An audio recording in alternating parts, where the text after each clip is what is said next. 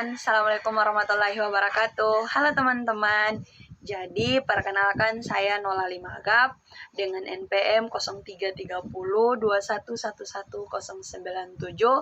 Saya dari kelas 3C. Ini sebagai tugas ujian akhir semester saya dengan mata kuliah Strategi Belajar Mengajar, dosen pengampu Bapak Anwar Marasebesi, SPD GR MPD. Jika teman-teman penasaran, silakan simak video sampai selesai.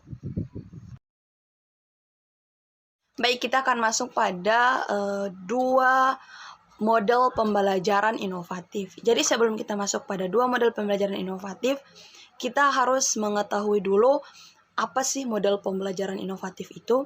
Jadi, model pembelajaran inovatif itu merupakan sebuah proses yang dimana menciptakan lingkungan di mana siswa itu dapat belajar hal-hal yang baru secara rutin dan berpikir kritis untuk mempertanyakan hal-hal tersebut ataupun menemukan ide-ide baru dari pikirannya sendiri.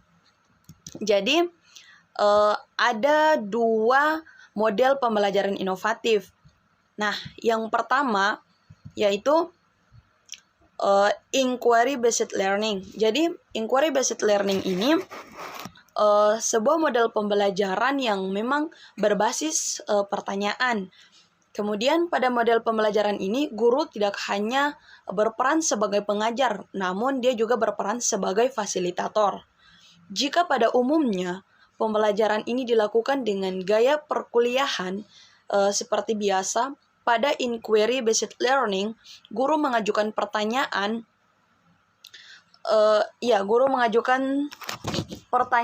skenario dan masalah-masalah pada siswa. Kemudian siswa akan melakukan riset pada topik-topik yang berkaitan atau topik-topik yang diberikan secara individu atau kelompok untuk merumuskan jawaban mereka. Kemudian yang kedua apa? Yang kedua adalah hybrid learning.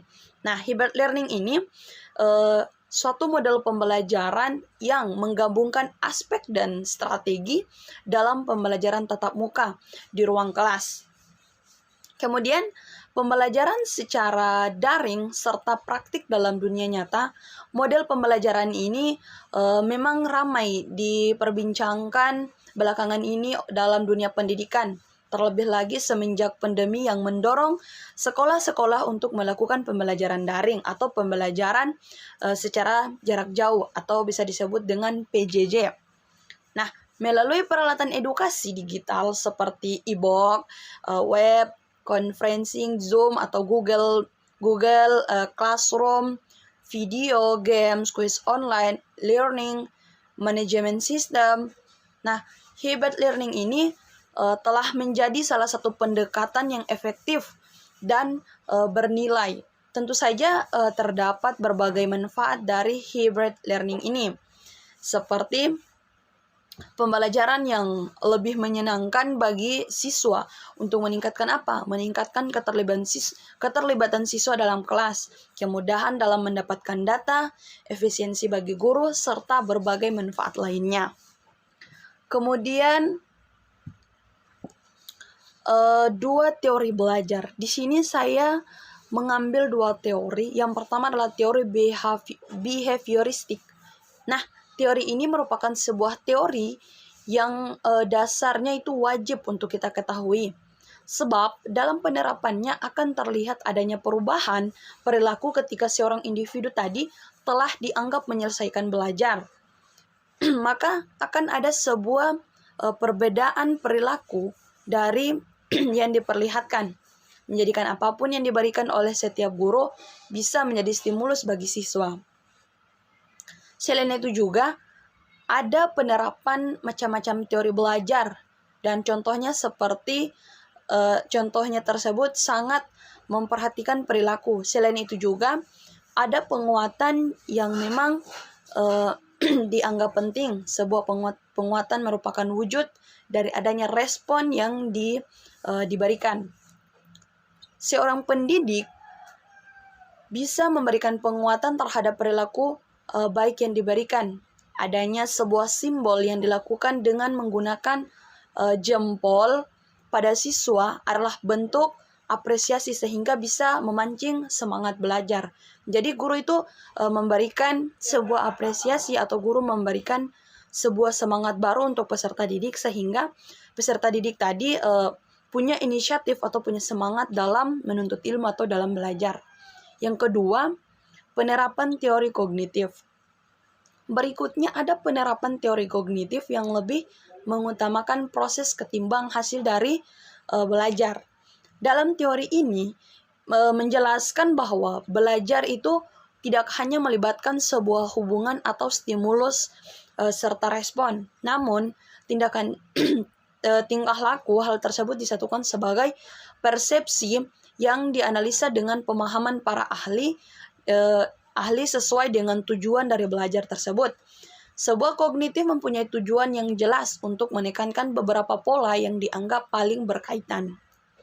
Bila dicontohkan, ketika sebuah penjelasan tentang sebuah kelompok dari sebuah objek pelajaran inilah awal pemberian sebuah masalah.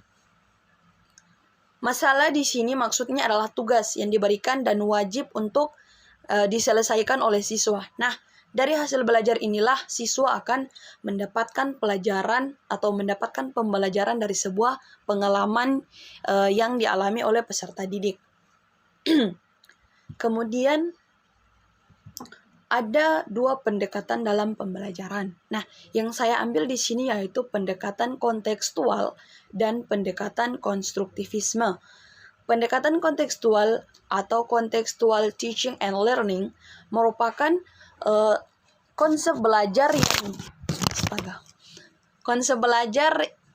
yang diajarkan dengan situasi dunia nyata siswa dan mendorong siswa membuat hubungan antara pengetahuan yang dimilikinya dan penerapannya dalam kehidupan mereka sebagai anggota keluarga dan masyarakat.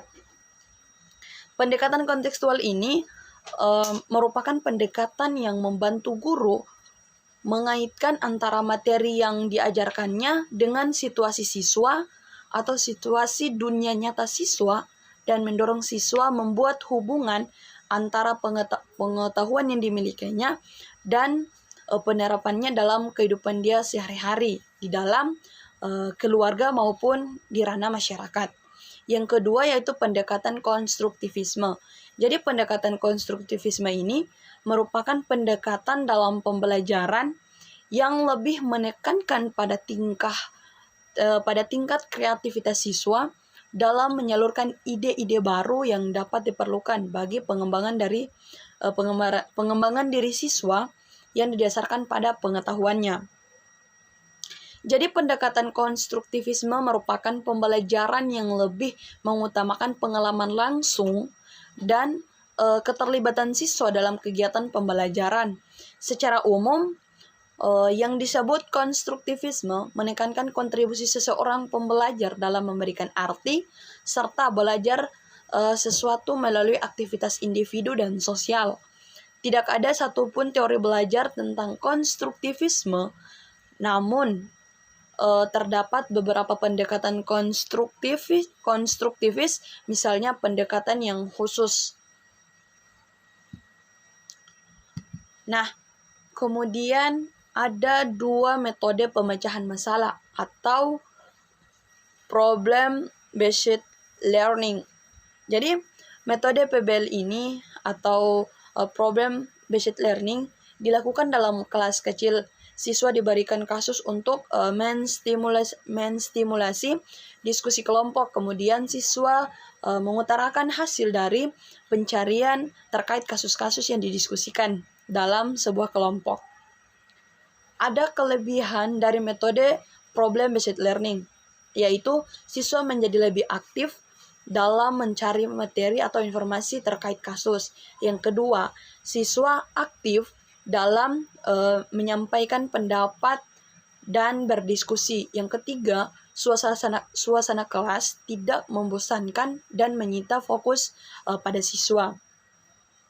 Terus ada kekurangan dari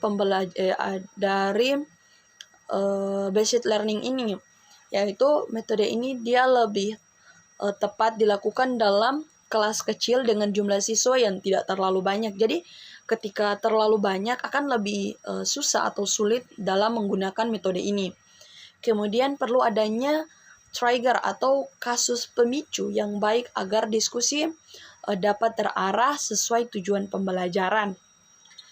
Terus yang ketiga, perlu adanya mentor atau pembimbing yang bertugas meluruskan alur diskusi. Jadi dia harus memiliki seorang mentor atau seorang pembimbing sehingga mampu mengarahkan arah kemana diskusinya itu.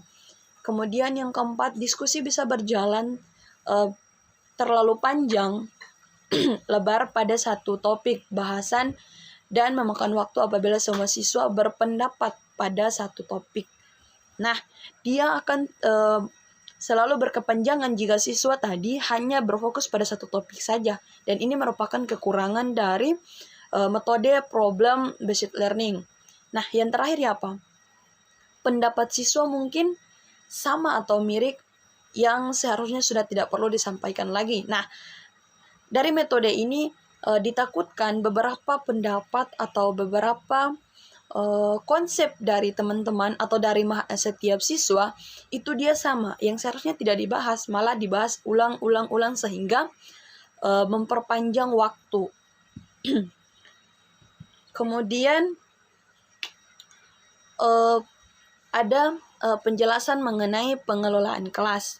Nah, menurut Burhanuddin, pengelolaan kelas itu merupakan suatu proses upaya yang dilakukan seorang guru untuk menciptakan dan memelihara kondisi yang kondusif dan optimal bagi terselenggaraannya sebuah kegiatan pembelajaran secara efektif dan efisien.